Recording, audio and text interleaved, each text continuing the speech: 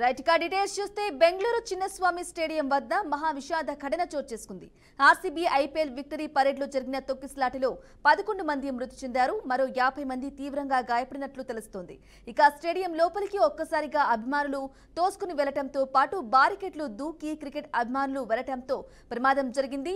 ఈ ఘటనతో స్టేడియం ఖాళీ చేయాలని అభిమానులకు పోలీసులు విజ్ఞప్తి చేశారు. ఆసుపత్రుల్లో చికిత్స పొందుతున్న బాధితులను CM Siddaramaiah, deputy CM DK Shivakumar పరామర్శించారు. అభిమానులు భారీగా తరలి రావడంతో అదుపు చేయలేకపోయామని డిప్యూటీ సీఎం అన్నారు. ఈ ఘటనకు సంబంధించి అభిమానులు శివకుమార్ క్షమాపణలు సైతం చెప్పారు. ఇక ప్రజలంతా సంయమనంతో ఉండాలని, ఆర్సీబీ విజయోత్సవ కార్యక్రమాన్ని 10 నిమిషాల్లోనే ముగించామన్నారు. లక్షలాది మంది అభిమానులు వచ్చారని, పరిస్థితిని సాధారణ స్థితికి తెచ్చేందుకు ప్రయత్నిస్తున్నామన్నారు.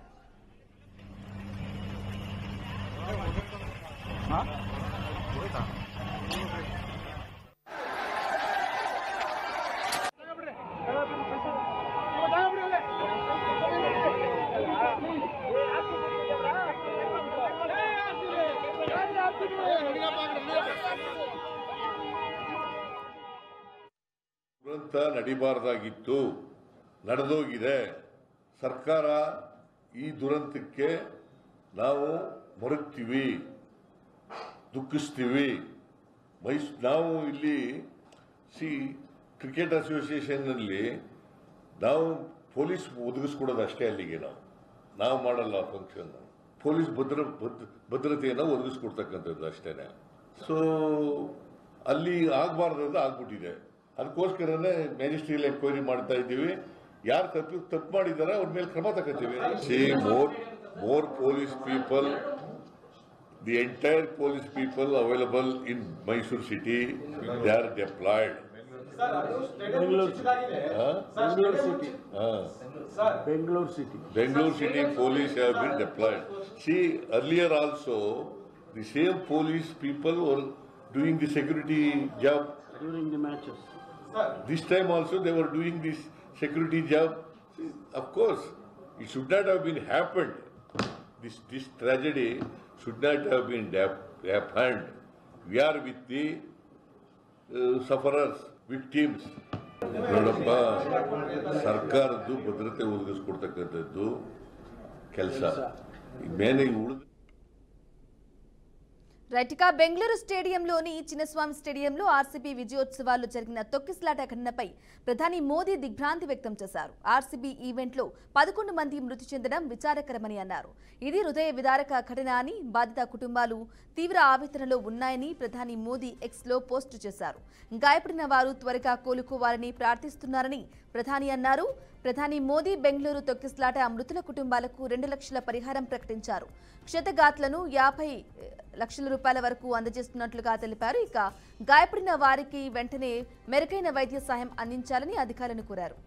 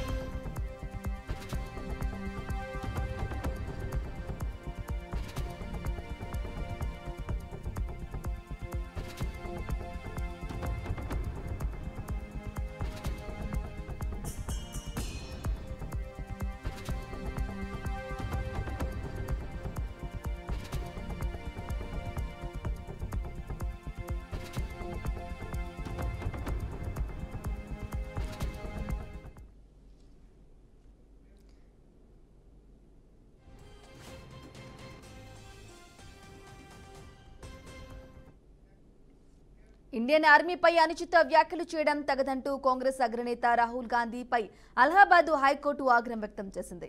2022లో భారత్ జోడో యాత్ర సందర్భంగా రాహుల్ చేసిన కామెంట్లకు సంబంధించి లక్నో కోర్టు సమన్లు జారీ చేసింది. ఆ ఉత్తర్వులకు వ్యతిరేకంగా కాంగ్రెస్ దాఖలు చేసిన పిటిషన్ను జస్టిస్ సుభాష్ విద్యార్థితో కూడిన సింగిల్ బెంచ్ ధర్మాసనం విచారించింది. రాహుల్ పిటిషన్ను ధర్మాసనం తోసిపుచ్చింది. వాక్ స్వాతంత్ర్యం హక్కులో ఏ వ్యక్తికైనా సైన్యానికి అయినా పరువు నష్టం కలిగించే ప్రకటనలు చేసే స్వేచ్ఛ లేదని స్పష్టం చేసింది. ఇక భవిష్యత్తులో సైన్యం గురించి అనుచిత వ్యాఖ్యలు చేయవద్దని రాహుల్ గాంధీని హెచ్చరించింది. ఇదిలా ఉంటే 2022లో భారత్ జోడో యాత్రలో రాహుల్ మాట్లాడుతూ చైనా సైనికులు అరుణాచల్ ప్రదేశ్లో భారత ఆర్మీపై దాడులు చేస్తున్నారు, సైనికులను కొడుతున్నారు. చైనా 2000 కిలోమీటర్ల భారత భూభాగాన్ని ఆక్రమించి 20 మంది భారత సైనికులను చంపేసిందంటూ వ్యాఖ్యానించారు. ఈ వ్యాఖ్యలపై లక్నోలోని ఓ కోర్టులో ఉదయ్ శంకర్ శ్రీవాస్తవ అనే వ్యక్తి ఫిర్యాదు చేశాడు. దీంతో కోర్టు రాహుల్కు సమన్లు జారీ చేసింది.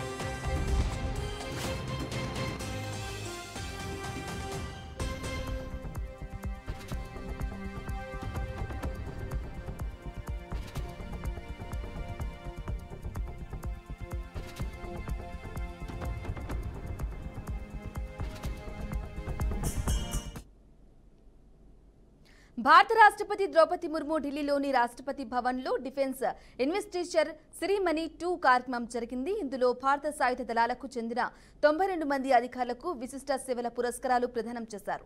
ఈ అవార్డులను భారత ఆర్మీ, నేవీ, ఎయిర్ ఫోర్స్ తో పాటు Indian coast guard, border roads ఆర్గనైజేషన్లో సేవలందిస్తున్న అలాగే పదవి విరమణ చేసిన అధికారులకు అవార్డులు ప్రదానం చేశారు. వారు దేశ సేవలో తమ జీవితాలను అంకితంగా అందించినందుకు గుర్తింపుగా ఈ పురస్కారాలకు ఎంపికయ్యారు. దేశ రక్షణ కోసం నిరంతరం సాయం చేస్తున్న సైనికుల త్యాగాలను గుర్తించాల్సిన అవసరం ఉందని రాష్ట్రపతి ముర్ము అన్నారు. వారి సేవలు దేశ ప్రజలకు స్ఫూర్తిదాయకమని పేర్కొన్నారు. ఈ కార్యక్రమంలో రక్షణ మంత్రి రాజ్నాథ్ సింగ్, సైనికాధికారులు, పలువురు కేంద్ర ప్రభుత్వ ప్రతినిధులు హాజరయ్యారు. లెఫ్టినెంట్ జనరల్ సందీప్ జైన్, సేనా మెడల్.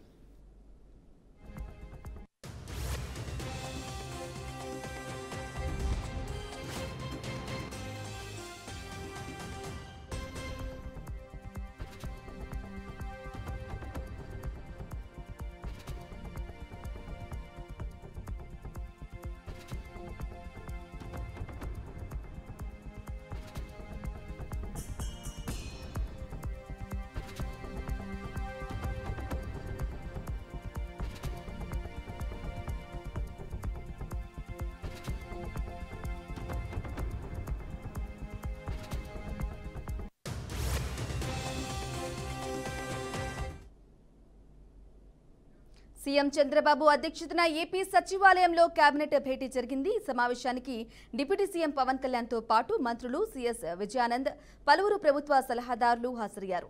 ఈ భేటీలో కూటమి ప్రభుత్వం ఏడాది పాలనపై సూపర్ 6 పథకాలు, తల్లికి వందనం, మహిళలకు ఉచిత బస్సు ప్రయాణంపై చర్చించారు. రక్షణ మంచినీటి కోసం శ్రీకాకుళం జిల్లా ఉద్దానంకు 5.75 కోట్లు, కుప్పంలో 8.22 కోట్లు వయబిలిటీ గ్యాప్ ఫండ్ విడుదలకు కేబినెట్ ఆమోదం తెలిపింది. 248 కానిస్టేబుళ్లను హెడ్ కానిస్టేబుల్గా పదోన్నతి ప్రతిపాదనకు వైఎస్ఆర్ జిల్లా పేరును వైఎస్ఆర్ కడప జిల్లాగా మార్చే జీవోకు ఆమోదం తెలిపారు. పలు సంస్థలకు భూ కేటాయింపులు, రాయితీలకు గ్రీన్ సిగ్నల్ ఇచ్చారు. పరిశ్రమలకు సంబంధించి 2025 చట్టంలో పలు నిబంధనల సవరణలకు కేబినెట్ ఆమోదం తెలిపింది. అలాగే ఏడాది పాలనలో సాధించిన విజయాలను ప్రజల్లోకి తీసుకెళ్లే అంశాలపై చర్చించారు.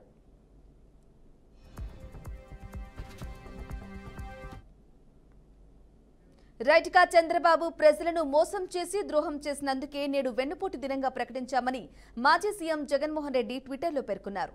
సరిగ్గా ఏడాది క్రితం జూన్ 4న చంద్రబాబు ఎన్నో వాగ్దానాలతో అధికారంలోకి వచ్చారని చెప్పారు. కానీ ఒక్కడి కూడా అమలు చేయలేదని చెప్పారు. బదులుగా ఆయన తనను నమ్మిన ప్రజలకే ద్రోహం చేశారని, తప్పుడు ప్రకటనలు, హామీలు ఇచ్చి అమలు చేయకుండా వెన్నుపోటు పొడిచి రాష్ట్రాన్ని నిరాశలోకి నెట్టివేశారని అభిప్రాయపడ్డారు. అందుకే నేడు వెన్నుపోటు దినానికి పిలుపునిచ్చామని తెలిపారు. ఈరోజు అన్ని వర్గాల ప్రజలు భారీ సంఖ్యలో రోడ్లపైకి వచ్చి తమ వేదన మరియు కోపాన్ని వ్యక్తం చేస్తున్నారని పేర్కొన్నారు. ఇది కేవలం నిరసన మాత్రమే కాదని, ఆంధ్రప్రదేశ్ ప్రజలు అబద్ధాలు మరియు మోసాలకు సహించరు అనే సందేశమని చెప్పారు. రాష్ట్ర వ్యాప్తంగా జరిగిన ఈ కార్యక్రమానికి ప్రజలు భారీగా హాజరవ్వడం మోసపోయిన బాధ, నిరాశను తెలుపుతోందని పేర్కొన్నారు. ఈ నిజాన్ని ప్రజలతో పాటు వినిపించడానికి నిలబడిన ప్రతి వైసీపీ నాయకుడు, కార్యకర్త, సామాన్యులకు కృతజ్ఞతలు తెలుపుతున్నారని చెప్పారు. ఇక న్యాయం, గౌరవం, ప్రజల హక్కుల కోసం ఈ పోరాటం మరింత బలంగా సాగుతుందని అన్నారు.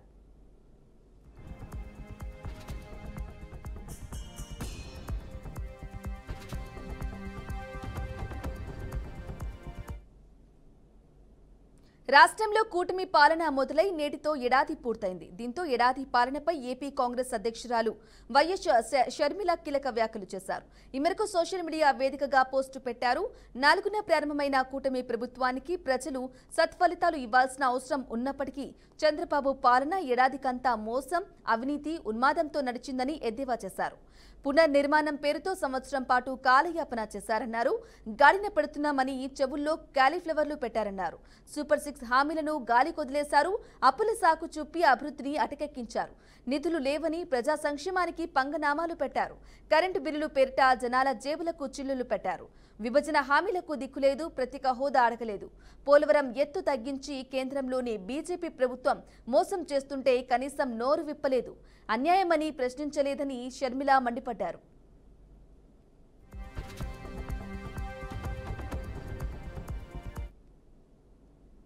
ఏపీలో వైసీపీ నేతలు వెన్నుపోటు దినం నిర్వహించారు. అందులో భాగంగా గుంటూరులో వైసీపీ శ్రేణులు భారీ బైక్ ర్యాలీ నిర్వహించారు. ఈ నిరసనలకు పట్టాభిపురం సీఐ అడ్డుకున్నారు.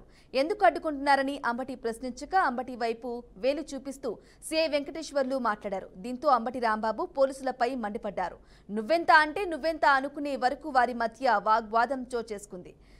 ఒకరికొకరు వేలు చూపించుకుంటూ ఘర్షణకు దిగారు. ఏంటి పళ్ళు కొరుకుతున్నావంటూ అంబటి ఆగ్రహం వ్యక్తం చేశారు.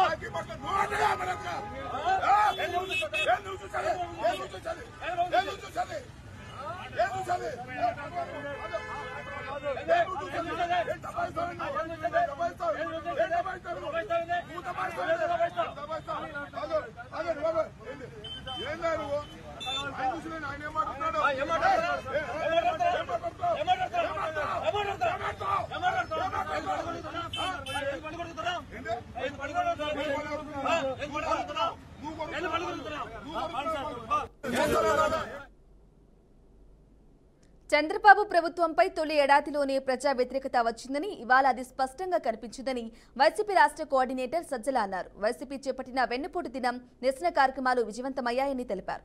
గతంలో చంద్రబాబు మామకు వెన్నుపోటు పొడిస్తే ఇప్పుడు 5 కోట్ల మందికి వెన్నుపోటు పొడిచారని సజ్జల విమర్శించారు. చంద్రబాబు పాలనలో వ్యవస్థలు అన్నీ సర్వనాశనం అయ్యాయని మండిపడ్డారు.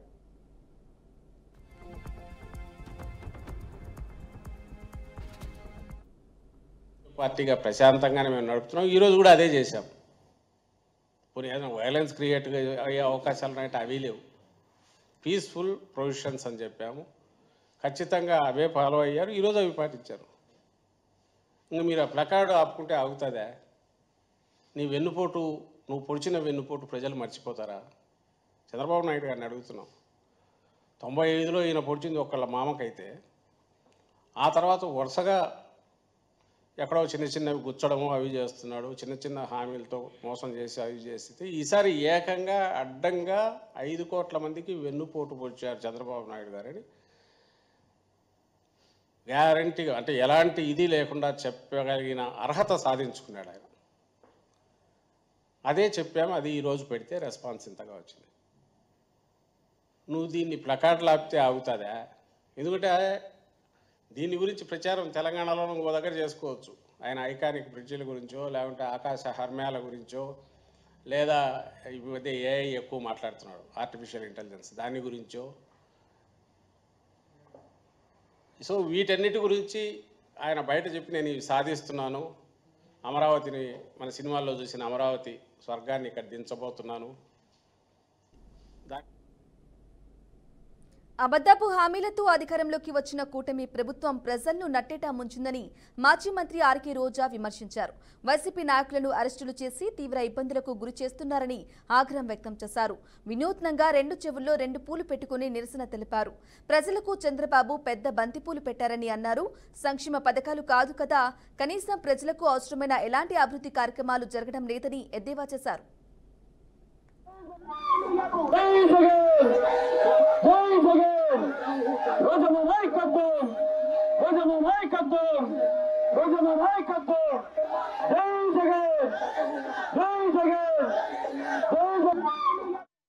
రెడ్ బుక్ రాజ్యాంగం అంటూ కక్ష సాధింపు చర్యలకు మాత్రమే వాళ్ళు ఏ విధంగా కన్ఫైన్ అవటమే కాకుండా ఈ రాష్ట్రాన్ని దోచుకొని దాచుకుంటూ ఇంకా ఈ రాష్ట్రాన్ని అప్పుల్లో ముంచేస్తుంటే ఈ రాష్ట్రాన్ని కాపాడుకోవాలి, ఈ రాష్ట్ర ప్రజలకి అండగా ఉండాల్సిన బాధ్యత ప్రజా పార్టీ అయిన వైఎస్ఆర్ కాంగ్రెస్ పార్టీకి ఉంది. కాబట్టి ప్రజల తరఫున ఈరోజు ఏదైతే ఈ కూటమి ప్రభుత్వం ప్రజలకి వెన్నుపోటు పొడిచి సంవత్సరం అవుతుందో, ఈ జూన్ 4ని వెన్నుపోటు దినంగా మా నాయకుడు జగన్మోహన్ రెడ్డి గారు అనౌన్స్ చేయడమే కాకుండా ఈరోజు రాష్ట్ర వ్యాప్తంగా ప్రజలకి అండగా ర్యాలీలు చేసి అఫీషియల్స్ కి మెమరాండం ఇచ్చి అది ప్రభుత్వానికి అందజేసి వాళ్ళు ఇచ్చిన హామీలని, వాళ్ళ మేనిఫెస్టోని నెరవేర్చమని డిమాండ్ చేస్తున్నాం. అవి నెరవేర్చకపోతే వదిలే ప్రసక్తి లేదు అని కూడా ఈ సందర్భంగా హెచ్చరిస్తున్నాం. మీరు చూస్తే ఎన్నికల ముందు కూటమి ప్రభుత్వం అంతా ఎలా ప్రచారం చేసుకుందో మనం చూసాం. ముఖ్యంగా తెలుగుదేశం పార్టీ వాళ్ళైతే వచ్చేది బాబే, ఇచ్చేది బాబే. ఏమొచ్చిందయ్యా? మీకైతే పదవులు వచ్చాయి, బాబేమో వచ్చి ముఖ్యమంత్రిగా కూర్చున్నాడు. కానీ ఈ రాష్ట్ర ప్రజలకు ఏమిచ్చాడు అంటే చేతికి చిప్పిచ్చాడు, మరేమి ఇవ్వలేదనేది రాష్ట్ర ప్రజలు గుర్తించారు. 143 హామీలు ఇచ్చాడు. 143 హామీల్లో విజన్ ఉంది, విస్తరాకులు కట్టుంది, అనుభవం ఉందని చెప్పుకునే చంద్రబాబు నాయుడు మొదటి 6 అయినా చేశాడా అని నేను అడుగుతున్నాను. ఈరోజు చూస్తే చంద్రబాబు నాయుడు ఏరు దాటక ముందు ఏటి మల్లన్న, ఏరు దాటాక బోడి మల్లన్న చందంగా పరిపాలించిన విధానం మనకు తెలుసు. ప్రభుత్వం సీఎం రేవంత్ రెడ్డి అధ్యక్షతన రేపు రాష్ట్ర మంత్రివర్గం సమావేశం కానుంది. ఇక ఈ భేటీలో పలు కీలక అంశాలపై చర్చించి నిర్ణయం తీసుకునే అవకాశం ఉంది. కాళేశ్వరం ప్రాజెక్టుపై రాష్ట్ర విజిలెన్స్ కమిషన్ నివేదిక, జాతీయ డ్యాంల భద్రత ప్రాధికార సంస్థ ఇచ్చిన నివేదికలపై చర్చించనున్నట్లు సమాచారం. వ్యవసాయ సీజన్ ప్రారంభమవుతున్న క్రమంలో ఆదర్శ రైతులను నియమించే అంశంపై నిర్ణయం తీసుకున్నారు. రైతు వేదికలకు ఆదర్శ రైతులను ఇన్ఛార్జీలుగా నియమించి భూసార పరీక్షల నిర్వహణ కిట్లు వారి ఆధీనంలో ఉంచడం, వ్యవసాయ అంశాలపై రైతులతో అవసరమైనప్పుడల్లా సమావేశాలు నిర్వహించి వారికి సూచనలు ఇచ్చే విధంగా వారిని నియమిస్తారంటున్నారు. ఆదర్శ రైతులకు గౌరవ వేతనం మాత్రం ఇవ్వడం సాధ్యం కాదని సీఎం స్పష్టం చేసినట్లు ప్రభుత్వ వర్గాల సమాచారం.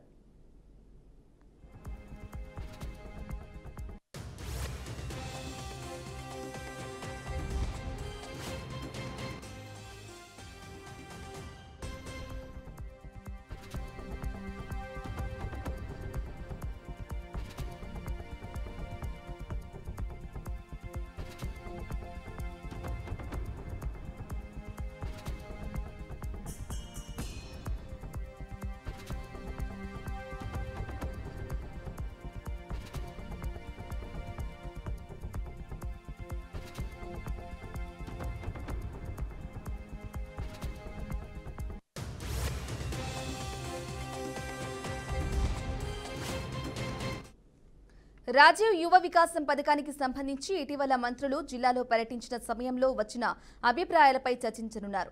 పథకం ఎంపికలో ఎలాంటి పారదర్శకత కొనసాగించాలన్న దానిపై చర్చించడంతో పాటు ఈ పథకాన్ని ఎప్పటి నుంచి ప్రారంభించాలన్న దానిపై మంత్రివర్గ స్పష్టత ఇవ్వనున్నట్లు తెలిసిందే.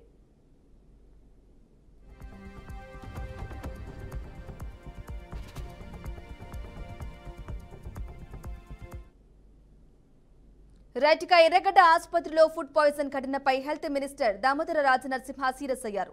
ఆసుపత్రిని సందర్శించిన మంత్రి ఆసుపత్రి సిబ్బందితో మాట్లాడి ఫుడ్ పాయిజన్ ఘటనపై వివరాలు తెలుసుకున్నారు. ఈ ఆసుపత్రి సూపరింటెండెంట్ పై ఆగ్రహం వ్యక్తం చేశారు. ఇక జూన్ 2న ఏర్పాటు చేసిన స్పెషల్ ఫుడ్ వల్లే అస్వస్థతకు గురయ్యారని చెప్పారు. డైట్ కాంట్రాక్ట్ రద్దు చేశారు. ప్రజలకు వైద్య సేవలు అందించడంలో నిర్లక్ష్యం వహిస్తే ఏ స్థాయి ఉద్యోగులైనా చర్యలు తీసుకునేందుకు ఉపేక్షించబోమని మంత్రి దామోదర రాజనరసింహ హెచ్చరించారు.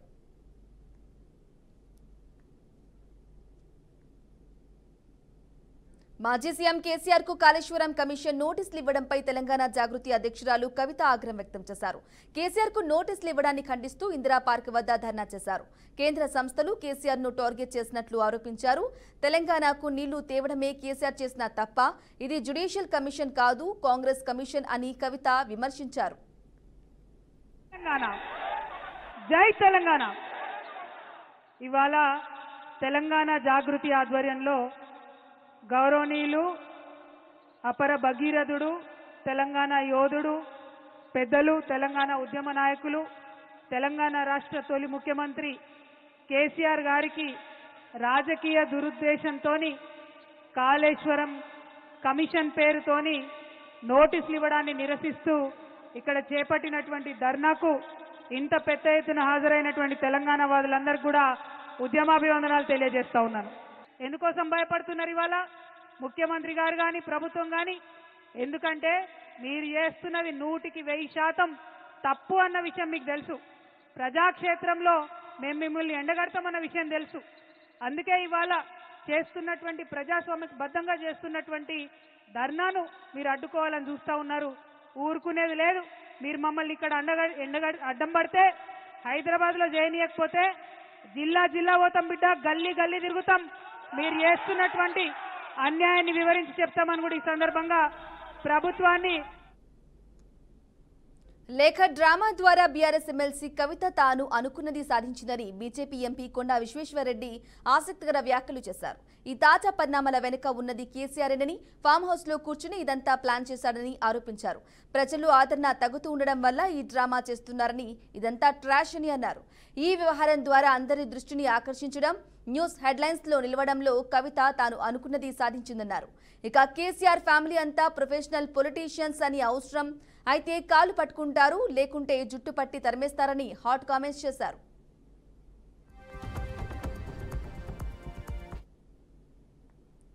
పవన్ కళ్యాణ్ పై సిపిఐ నారాయణ మరోసారి సంచలన వ్యాఖ్యలు చేశారు. సనాతన ధర్మాన్ని సమర్థించే పవన్ కళ్యాణ్ ను అరెస్టు చేయాలని డిమాండ్ చేశారు. పవన్ పాటించే సనాతన ధర్మం క్రూరమైందని, అరాచకమైంది అంటూ మండిపడ్డారు. ఎవరు దానిని సమర్థించినా వాళ్ళను అరెస్టు చేయాలన్నారు. సనాతన ధర్మంలో అసలు విడాకులు ఉండవని, అలాంటప్పుడు పవన్ కళ్యాణ్ ఎలా విడాకులు తీసుకున్నాడని నారాయణ ప్రశ్నించారు. నేను దాని పోలే. సనాతన ధర్మంలో విడాకులు ఉంటాయా నేను అడిగిన ప్రశ్న. సనాతన ధర్మంలో విడాకులు లేదు. ఎందుకంటే ఒకసారి పెళ్లి చేసుకున్న తర్వాత భర్త ఎంత వేధించినా, ఎంత ఏడిపించినా, వాడు ఎంత యథోపనం చేసినా అతనితోనే కాపురం చేయాలి. భర్తని వ్యతిరేకిస్తే ఆయన పాపానికి పోతారు అని, భర్త చనిపోతే చితిమంటల పైన భార్యని కూడా తగలబెడతారు అనేది దాని సారాంశం. అలాంటి సారాంశం నెత్తికెక్కించుకొని పవన్ కళ్యాణ్ మాట్లాడుతున్నప్పుడు, మరి విడాకులే లేనప్పుడు మరి మీరు ముగ్గురు నెత్తికి విడాకులు ఎట్లా ఇచ్చారని చెప్పేసి ప్రశ్న. నేను ముగ్గురు ఒకసారి పెళ్లి చేసుకొని చెప్పలే. విడాకులు తీసుకొని పెళ్లి చేసుకుని మాట వాస్తవం, అది నాకు ఇప్పుడు తెలుసు. నేను దాని వరకు ఇప్పుడు పోలే. నేను ఫస్ట్ టైం అంటున్నా. సనాతన ధర్మంలో విడాకులు లేనప్పుడు మరి మీకు ఎందుకు అది వర్తిస్తండి అన్న దాని మీద ఊరికి నా మీద మాట్లాడుతున్నారు. ఇప్పుడు మనం చెప్తున్నాను, అది అరాచకమైనటువంటి సనాతన ధర్మం. అది ఆ ధర్మ వ్యవస్థ మొత్తం వెనక్కి తీసుకెళ్లేటువంటి క్రూరమైనటువంటి చర్య అది. అలాంటి క్రూరమైనటువంటి ఫిలాసఫీని ప్రచారం చేయడం అనేది చాలా ఘోరమైనది. ఇప్పుడు చెప్తున్నా, సనాతన ధర్మాన్ని విమర్శించే వాళ్ళని అరెస్ట్ చేయని చెప్పేసి పవన్ కళ్యాణ్ చెప్తున్నాడు. నేను చెప్తున్నా, సనాతన ధర్మాన్ని సమర్థించే వాళ్ళని అరెస్ట్ చేయమని చెప్పేసి చెప్తున్నా. పవన్ కళ్యాణ్ వాళ్ళని అరెస్ట్ చేయాల్సిందే. అది మన సెక్యులరిజానికి, ప్రజాస్వామ్యానికి, మన రాజ్యాంగానికి అర్థం పట్టే పద్ధతిలో ఉంటుంది. కాబట్టి సనాతన ధర్మాన్ని విమర్శించే వాళ్ళని కాదు, సమర్థించే. నిర్మల్ జిల్లా ఖానాపూర్ మండలం పాత ఎల్లాపూర్లో రైతు పట్ల దురుసుగా ప్రవర్తించిన ఎస్ఐ రామచందర్ను ఉన్నతాధికారులు సస్పెండ్ చేశారు. భూభారతి చట్టం రెవెన్యూ సదస్సులో రైతు అధికారులతో ఆర్గ్యుమెంట్ చేస్తూ ఉండగా అతడిని బయటకు పంపించాలని ఏఎస్సీకి ఏఎస్ఐకి అధికారులు చెప్పడంతో ఈ ఘటన జరిగిందని పోలీసు అధికారి వివరణ ఇచ్చారు. ఎంఆర్ఓ ఛాంబర్ నుండి రైతును బయటకు లాక్కొచ్చి నెట్టివేయడాన్ని నిర్మల్ పోలీసులు సహించారని, అందుకే ఉన్నతాధికారుల ఆదేశాలతో చర్యలు తీసుకున్నామన్నారు. తమ సమస్యను చెప్పుకోవడానికి వచ్చిన రైతుపై పోలీసు వ్యవహరించిన తీరుపై స్థానికులు మండిపడుతున్నారు. ఖానాపూర్ మండలంలోని పాత ఎల్లపూర్ విలేజ్లో జరుగుతున్న భూభారతి సదస్సుకి అటెండ్ అయిన ఒక రైతు అక్కడ ఉన్న తహసీల్దారు రెవెన్యూ సిబ్బందితోటి ఆర్గ్యుమెంట్ చేస్తూ ఉన్నప్పుడు ఆయన తహసీల్దారు పోలీస్ సిబ్బందికి అక్కడి నుంచి ఆయన పంపించేయమని చెప్పడం జరిగింది. పంపిస్తున్న క్రమంలో ఏఎస్ఐ రామచందర్ అతన్ని చాలా దురుసుగా నెట్టివేయడం జరిగింది. ఇట్లాంటి చర్యల్ని పోలీసులు కూడా ఎవరు హర్షించరు. ముఖ్యంగా నిర్మల్ పోలీస్, మీ పోలీస్ అని మేము ఒక క్రమంగా ప్రజలకు దగ్గర అవుతూ ముందుకు వెళ్తున్న క్రమంలో ఇట్లాంటి చర్యలు అసలు నిర్మల్ పోలీసులు ఎట్టి పరిస్థితుల్లోనూ సహించేది లేదు. అలాగే మా జిల్లా ఇన్ఛార్జ్ మినిస్టర్ సీతక్క గారు కూడా ఈ విషయంలో ఆరా తీయడం జరిగింది. మా ఉన్నతాధికారులు కూడా క్రమశిక్షణ చర్యలు తీసుకోమని చెప్పడంతో మేము ఈ ఘటన మీద రిపోర్ట్ తయారు చేసి దీని మీద ఎంక్వైరీ చేసి బాసర్ రేంజ్ డిఐజీ గారికి ఇది క్రమశిక్షణ చర్యల కోసం సిఫారసు చేయడం జరిగింది. ఈ రామచందర్ ఏఎస్ఐని డిఐజీ. ఈశాన్య రాష్ట్రంలో వరదలు బీభత్సం సృష్టిస్తున్నాయి. అసోంలో బ్రహ్మపుత్ర, బరాక్ సహా 15కు పైగా చిన్న పెద్ద నదులు ప్రమాదకర స్థాయిని మించి ప్రవహిస్తున్నాయి. దాంతో పలు ప్రాంతాలు వరద గుప్పిట్లో ఉన్నాయి. ఇక దాదాపు 7 లక్షల మంది ప్రజలు ప్రభావితమయ్యారు. వర్షాల వల్ల భారీగా ఇండ్లు ధ్వంసమయ్యాయి. వేలాది మంది సహాయ శిబిరాల్లో ఆశ్రయం పొందుతున్నారు. ఇప్పటి వరకు 43 మంది ప్రాణాలు కోల్పోయారు. అసోం, మేఘాలయాల్లో భారీ విధ్వంసం నెలకొంది. ఈ రెండు రాష్ట్రాల్లో వరద పరిస్థితి తీవ్రంగా ఉంది. అసోంలోని 21 జిల్లాలు వరదల్లో చిక్కుకున్నాయి. 6.32 లక్షలకు పైగా ప్రజలు నిరాశ్రయులయ్యారు. 11 జిల్లాల్లో ఉరుములు, మెరుపులతో కూడిన వర్షాలు కురిసే అవకాశం ఉందని వాతావరణ కేంద్రం హెచ్చరికలు జారీ చేసింది.